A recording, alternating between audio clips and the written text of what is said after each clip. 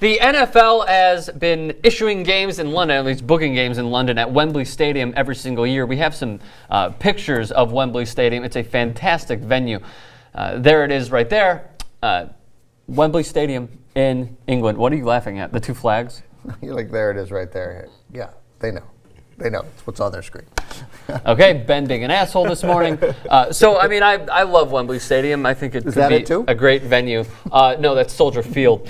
So they have 3 games, London games in 2014. Dallas against Jacksonville. Well, Jacksonville agreed to play there every year until I think 2016. They have 1 London game through 20. Every year until they win a game? And they play the Niners this Sunday.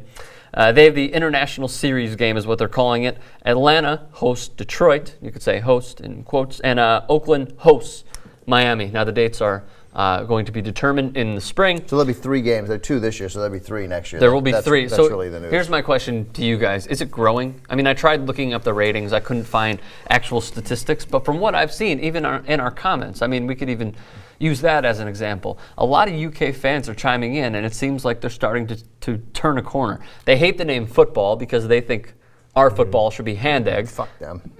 Hand egg. Okay, supporting our audience. And no, I just meant specifically fuck the British. Oh. Yeah, I don't want to be. I don't know, maybe I was unclear. But I mean, seriously, I mean, is there room for growth, or is this just sort of Shad Khan, the owner of Jacksonville and now Fulham Football Club, trying to push the NFL in the UK? I'd like to think so, but I mean, again, I'd have to actually experience it and be there and see what's going on. But I'd love to. I guess you'd wonder I think I'd like to see a comparison because there's a push for European football in America, as we all know. You know, we're seeing a lot more of the European League. We're seeing, I mean, our American soccer Premier league League. is, whatever the hell it's called. I don't watch it. I'm not one of them. So it's the league in England. Yeah. So they're pushing our American one too, and it's building, but it's not. You don't think of it when you go, oh, so what's on this weekend? I mean, in general, I'm talking in general for Americans. I'm thinking maybe it's at the same type of comparison with maybe the British. I guess they're pushing European sports fans in general to try and get them to watch our brand of football. I wonder. I don't know.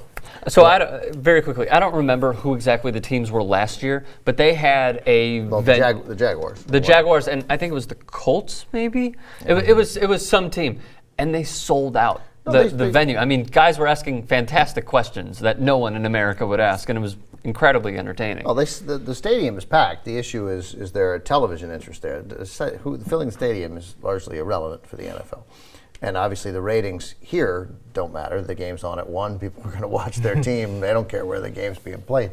But that's interesting for the Jaguars, who play in a somewhat antiquated facility in Jacksonville, in a city that has no business having an NFL franchise, comparatively. I mein, there's not one in Los Angeles, and there's a team in, what is Jacksonville? It's in the 30s market size. Seriously? Yeah, it's tiny. So I didn't know how tiny it was. There's talk that when Jacksonville moves, that it won't be, if they move, that the move won't be to Los Angeles, but it'll be east. That they'll move and they'll play in London, and the NFL would like that. And and it would really be the first sport to get truly international, meaning outside of Canada. Is this good though it's good for the NFL as far as making money if they can spread to international communities. But I've always thought, even when they do just the 1 to 2 and now 3 games a year over there, if it becomes a regularity that you have a home game and you play, whatever they would change the Jaguars' name to if they're in London. The London Knights. They would just be the Jaguars. I don't know. I'm not going to get it. I'm not go. I'm not good on this guy's path. Yeah, you shouldn't. But no, why do we do that, by the way? Like, I feel like I do that. That's how they say Jaguar. How do they say it? Jaguar.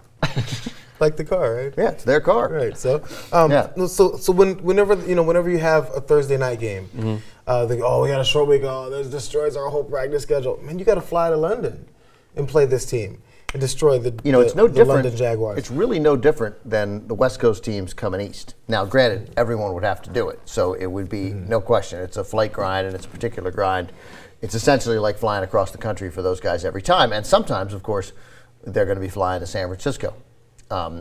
Schedule would have to work into it. But once you're up in the air, adding 4 hours to the flight doesn't strike me as the end of the world. But the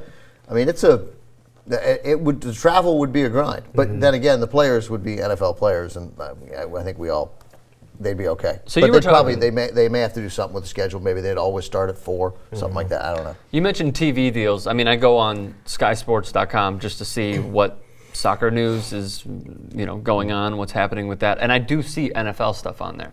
So I think Sky Sports, they have like Sky Sports 1, sort of like how we have ESPN.